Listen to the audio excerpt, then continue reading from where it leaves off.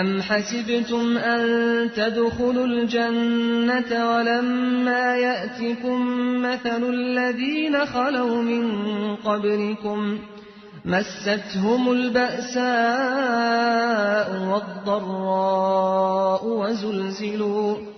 وَزُلْزِلُوا حَتَّىٰ يَقُولَ الرَّسُولُ وَالَّذِينَ آمَنُوا مَعَهُ مَتَىٰ نَصْرُ اللَّهِ ۗ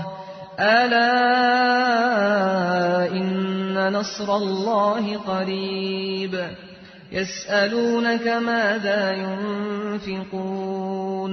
قُلْ مَا أَنفَقْتُم مِّنْ خَيْرٍ فَلِلْوَالِدَيْنِ وَالْأَقْرَبِينَ وَالْيَتَامَىٰ وَالْمَسَاكِينِ وَابْنِ السَّبِيلِ ۗ وَمَا تَفْعَلُوا مِنْ خَيْرٍ